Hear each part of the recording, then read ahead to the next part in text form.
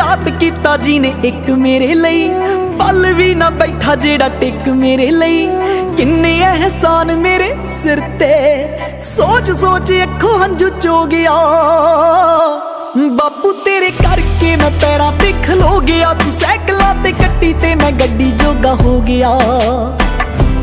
बापू तेरे करके मैं पैरां ते खलो गया, तू सैकलां ते कट्टी ते मैं गड्डी जोगा हो गया। हाय सच आखा मेरी